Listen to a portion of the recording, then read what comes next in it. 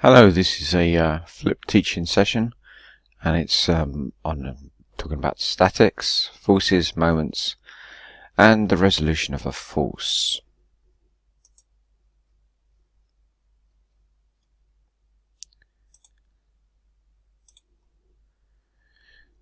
So your week one is just really to get everyone on the same page, because we have a lecture halfway between 4 sets of tutorials, and then we have 6 on the other side. I want to set the lecture so that we're always reflecting on what we did on the previous week for the lecture. And I'm going to try and do this sort of a flipped teaching approach, which you might not have come across before, but the concept is that I want you to read forward the theory that was going to be used in your forthcoming lecture, as opposed to you being told stuff in your lecture and then you working on it. So that's how the approach is supposed to work. It'll be slightly blended between a traditional style and a flip style. In terms of this part of the course, it would have been nice to have called it statics. In fact, you do get a field of research called statics. But usually if you go into work, you'll work as a stress analyst or a stress engineer, maybe a CAD engineer doing stress analyst type work, or an FEA monkey, sometimes they're called jock monkeys, so rather derogatory. So finite element analysis jockey, and so it's usually using expressions that don't really refer to this statics word, which is more kind of reminds me of 1970s. But statics describes the kind of things that we're interested in for this part of the component of your module, and it's got a nice balance with the other word, dynamics. So statics means we're looking at things that are static, where the bodies are not moving. We're essentially considering that the body's going to be stationary or pseudo-stationary. If they move, they're moving a minute amount. They're not moving in a dramatic sense like they are when you're looking at the dynamics part of your course.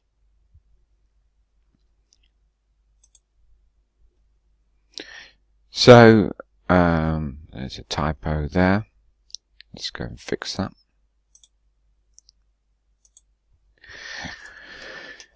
So the statics is, the definition is systems maintaining a rigid body in a state of equilibrium. So our body we can consider to be rigid. When we come on to look at frameworks, they're kind of pseudo-rigid in the sense that the degrees of freedom that allow them to move in space have been restricted, so that they are rigid as well. To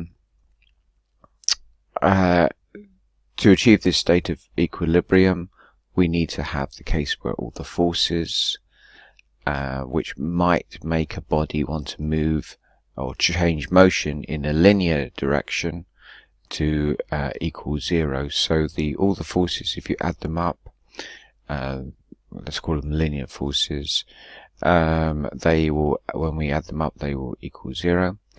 And moments, so a moment is another way of shorthand of saying moment of force.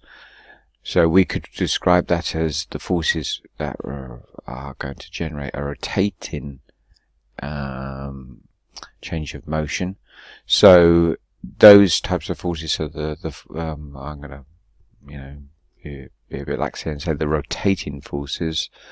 They, when we sum them up, they are also going to sum up to be 0. So the forces and your moments, when you sum them up, and you have to sum them up as if they're vectors.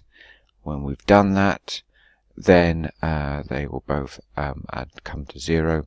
So if that means we've got in effect no linear force, no rotating force, that means we have no acceleration. F equals ma. Okay, so Newton's second law. So as I said, forces are vectors, so they have to have a sense of direction as well as a sense of magnitude.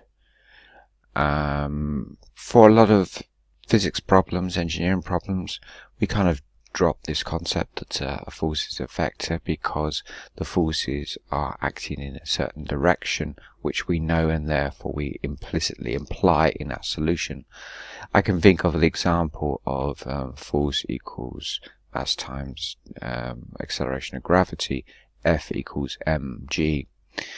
Normally we wouldn't see that expressed as a vector, certainly not in engineering problems, because it's taken that we know which way the force is acting, i.e. towards the Earth, and you might be equating mg equals half mv squared. So you might be doing a problem on that sort of scale, or that sort of scenario, I suppose, and there's no need to say, well, we need to define the acceleration of gravity to be pointing upwards or downwards or whatever it might be. But strictly speaking, we should be treating the force as a vector, and forces can come in basically into two types. One which would be described as a field force, and these field forces are things such as the Earth's gravity, so gravitational force, electrostatic, electric charge forces, and nuclear forces, and these are sort of obviously very physicsy types of forces, which, with the exception of acceleration of gravity, we're not really interested in as engineers. So as engineers, we tend to be more interested in the contact forces, and that means that we've got some kind of force which is usually going to come from the load or due to the mass, and mass then creates a weight force, and these forces, as I said, we would typically consider them to be contact forces, and it's how the contact is made that we then start classifying them. So for example, they might be a concentrated contact force, a force at a particular point, or the force over a surface, or it's distributed in some way over a surface. The force might come from the entire body, and when we use the expression reactions, remember that the reaction is a reaction force. We just tend to drop the word force there. So when I say let's find the reactions at supports, we're really saying let's find the reaction forces at the supports. So moments, and how does it relate to torque? Well, let's not worry too much about that. We're going to detail later, but essentially speaking, a moment can cover all our definitions, including a torque. So the safe bet is to refer to this turning force that we're going to look at as a moment. So let's not worry about the second question. How do we calculate it? Well, we probably know this already. It's the force multiplied by the perpendicular distance to intersect with that force. And why do we want to calculate it? Well, because a moment is something that is creating a rotational effect on our body, and so we want to know whether our body is rotating or not. So it's not enough for our body just to want to, in a linear sense, be standing still. We also need to know that it doesn't want to rotate as well. So let's consider this case here where we've got a point in space and this force being applied. So what we can do is extend the force down what's called its line of action, and so we can draw a line off to infinity either side, going through the force there, and what we're looking for is this distance here. That's going to be the perpendicular distance to intersect with our force's line of action, and the moment is then going to be defined. Let's put it up here. So we'll define the moment to be the force. Now I'm going to purposely use cross because it actually is a cross product. We won't talk about that now. So this distance here is going to be d. So the moment there will be the force times that distance. Let's consider that problem a bit more specifically. So imagine that we've got a point here and we've got a body sort of going around like this.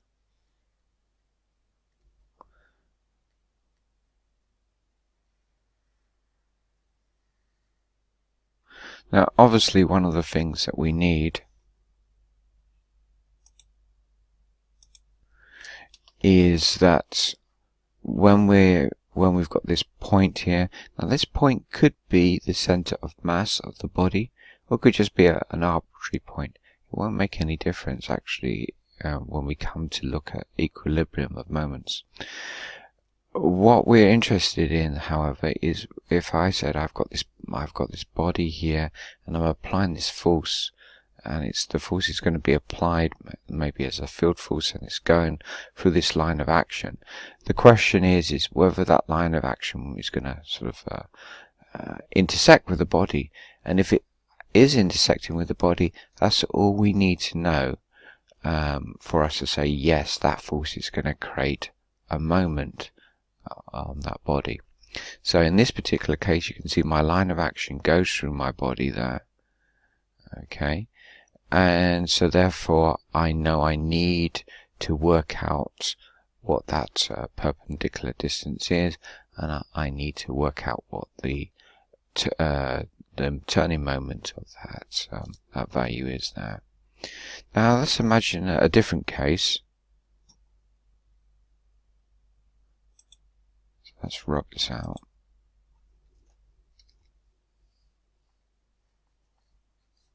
So good rubber now. Let's imagine my body to look something, I don't know, like this.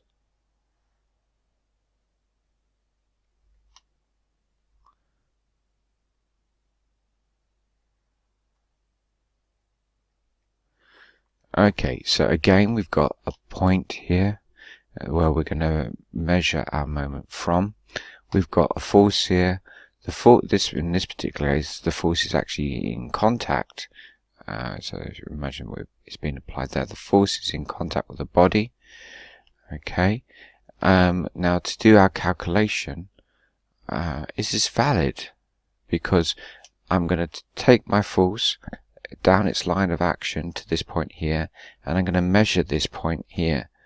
Well, if I'm going to do my calculation at that particular point, well, that seems not feasible, because I'm measuring the distance here, I'm bringing my force back down to here, and this point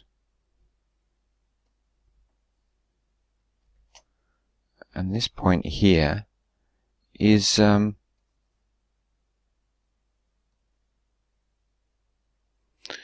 in outer space, as it were. There's no actual contact made by the force at that point. So is that valid?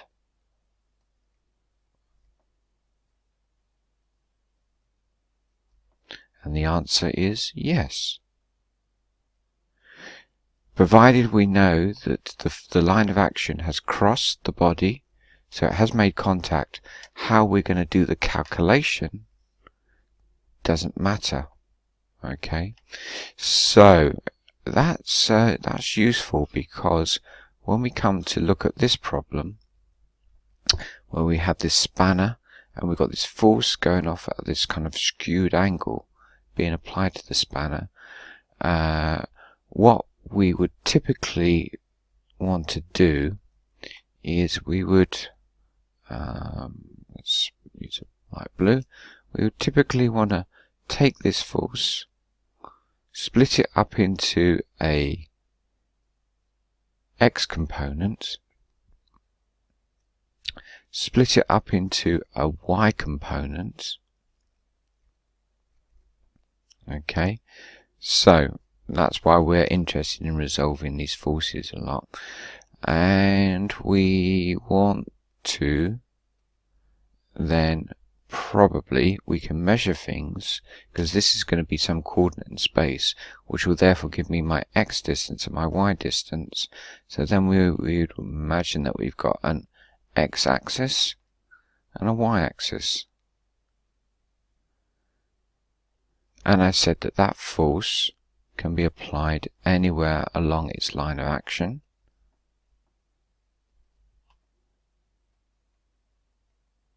Should have been blue, never mind. So it makes sense to take that force there. I don't have the tool to move objects on PowerPoints. I take this force here and then bring it back to this axis point here, and to take this force and to take it back and move it to this point here.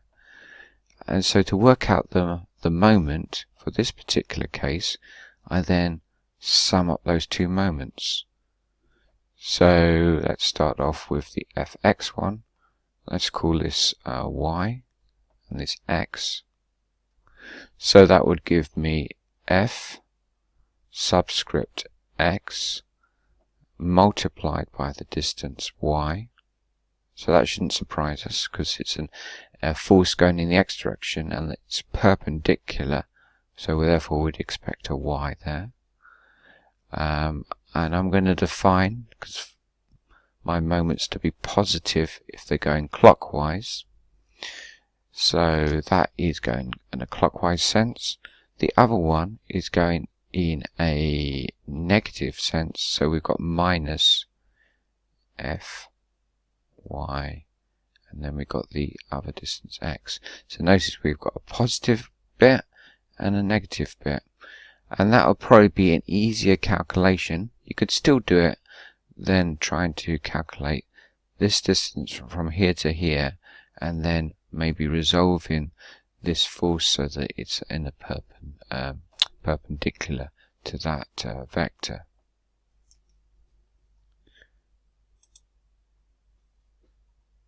Okay, so the magnitude of the force about f dy, so that's all the things I explained. The units for moments, notice, is newtons times meters. Okay, and this is not the same as joules. Okay, some people get them confused because they have the same dimensions, but they mean different things. So when you're looking at moments, you make sure that you use units Newton meters. When we're looking at potential energy, we use joules. So I inserted a blank sheet just to talk about that example there, and if we weren't going to do that. So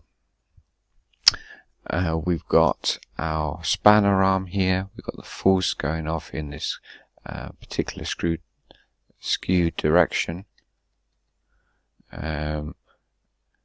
So what you'd have to do is, let's call that an angle alpha, we would need to resolve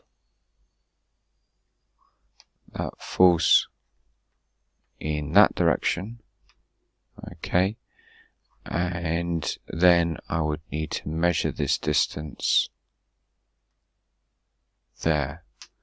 So that is quite a complicated, well, it looks like quite a complicated geometrical problem. At the end of the day, it actually does.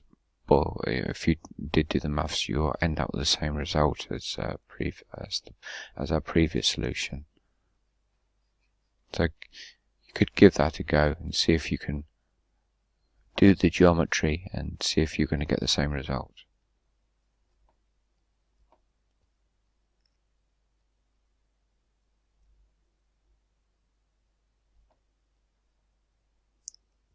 So can you get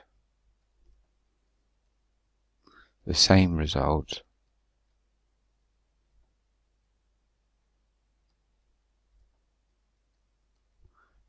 so this case we would have our d length would be x squared plus y squared square root. So well, that's a challenge there.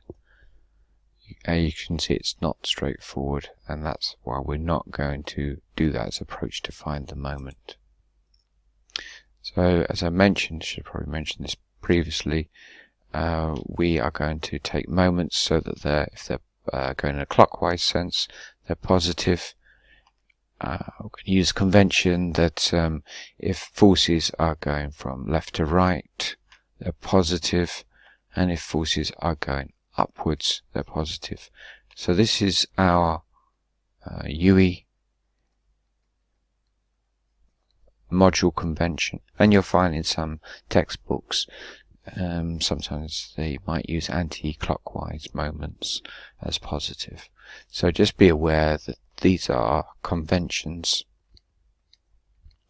and provided you stay with the same convention during one particular question, you're going to get a valid answer. So even if you're working at an institution and they have this convention of things going up, being positive, and you decide you're going to solve a particular problem where you decide that things are going down is going to be positive, that's acceptable, and that you go on to another question and you swap your convention, that's acceptable. But what you need to do in your solution, obviously, is do something like this as part of your solution there, that you explain to the person coming along and reading your solution how you've defined as what is a positive direction along the horizontal, how you define what is positive going vertically upwards. If you want to swap things around, it is a valid thing to do. But this is a straightforward case, isn't it? So what will you say the answer is? Well, the answer obviously is m is force times distance. So my answer is obviously going to be, I'll go put 10 in there, put 2 there, and I'm going to get 20 newtons. So that's obviously a straightforward one, isn't it? No, I got it wrong because I forgot my convention. So don't forget the minus. It's a classic exam trap that they're going to try and get you on. So they'll lull you into a false sense of security, a nice straightforward, everything's nice and perpendicular and whatnot, but because you'll then get to feel insecure, or the answer's obviously 10, then they'll try and hide the correct answer with a minus sign and use that as a classic exam trap.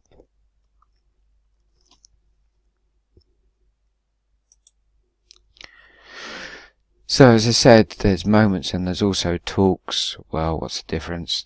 And I'm saying let's not worry about it. The terms can get mixed up and tend to be used by different fields of engineering for different things. So what they really mean is that a talk is a moment of force, meaning that that we actually have a force there, and it's actually causing a rotating force to be experienced. In comparison, a moment is something that's causing a rotating, or I should say force there, maybe a rotating motion, as it were, but it's not necessarily required that a force is being present. And what do I mean by that? Well, you could imagine kind of, let's say, if you're screwing in something, so you've got kind of turning on your screwdriver, and you could say, well, strictly speaking, there isn't well, there's forces. I push my screwdriver down, but the thing causing this twist is arguably there's not like a identifiable force like when I have my spanner and I was pushing down on my spanner. So that's a moment covers both of those cases. So it covers the case where we are applying the force at a distance, or where we've got this sort of turning effect. Couples and torques. So a couple is a good example where we have two forces being applied. Add up those two forces and you can see that you're going to get no resultant force there, but because the forces are being applied to the body at different locations, this will cause a turning moment. To work out what that is, or what we need to do is to work out what the perpendicular distance is between the two lines of actions there. Looks like that diagram's been heavily skewed, and times it by the force, and then you're going to get the turning moment for that particular couple. Here we have where we want to calculate our moment. The force has to be resolved in a perpendicular distance. So if I was solving this problem, what I need to remember for my donkey is that my donkey is going to be creating, let's say its center of mass is here, I'll be having a gravitational force going down in this direction. So returning to our spanner problem, we've got two choices there. We can either resolve that force in these two components, and it's only going to be my green force here that I would use to then calculate my moment. Alternatively, and it would probably be an easier thing to do, is I could use the blue force, the total weight force of the donkey, and then imagine that that force is going to come down and hit the ground from the pivot and measure this distance.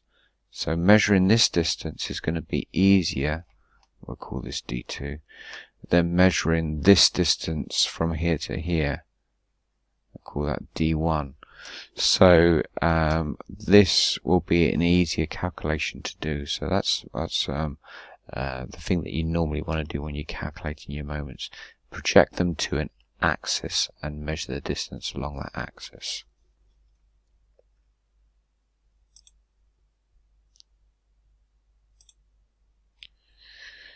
Okay, so the algebraic sum of moments, remember, take care in how you're going to apply them.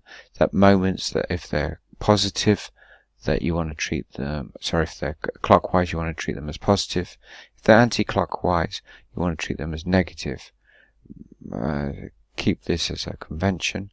But in fact, we, in mathematical terms, we actually put the distance in front of the force when we do the cross product. So, Normally we're used to force times distance. It's actually the other way round when you come to do it in vectors. You do the distance times force. But that's only really a requirement when you're coming on to do 3D work. So force times perpendicular distance is good enough for us on this module. A resultant force is a single force that is made up of various multiple forces. So if our resultant force, when we all add them up, and if they add up to 0, then we're going to get no translational motion in a linear direction. Because we're dealing with vectors here, commonly the best way would be to split up. Let's add up our forces in the x direction, add up our forces in the y direction, and for our course, we're lucky we're going to be limiting ourselves to 2D problems. To do this, we're going to need to make sure that you know Pythagoras and some basic trig.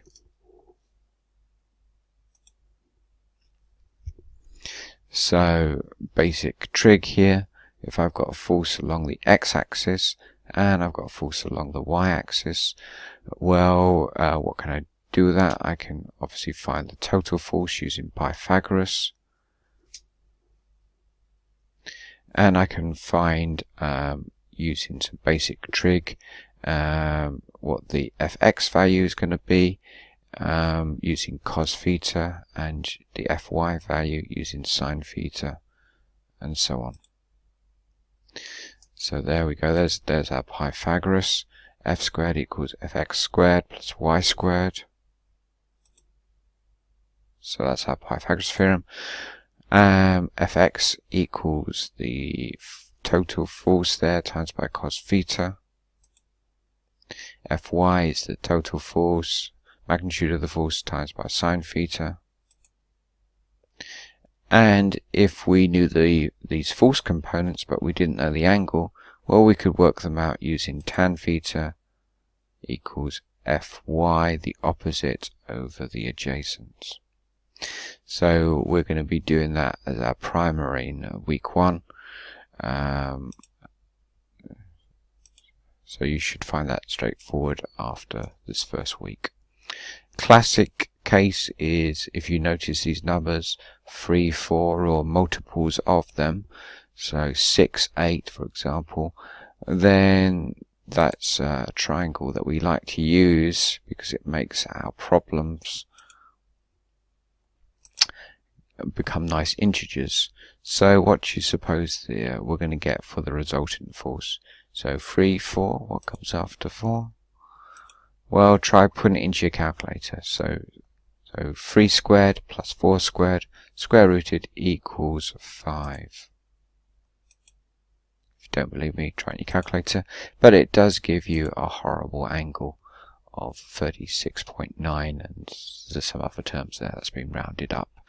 Okay, so a 3, 4 triangle is quite often used, usually because it just makes exam problems easier, and it's a sort of like kind of a nice sort of proportion set of triangle there. Seems to be a nice sort of shape. Right, so we'll do some of them in your primer class. So your flipped class key points, as Arnold would say, is what you need to revise. So you need to make sure that you've understood Pythagoras. Ooh, whoops. I've gone over there. So I've lost the screen. We need to make sure that we know Pythagoras. Let's go to the end.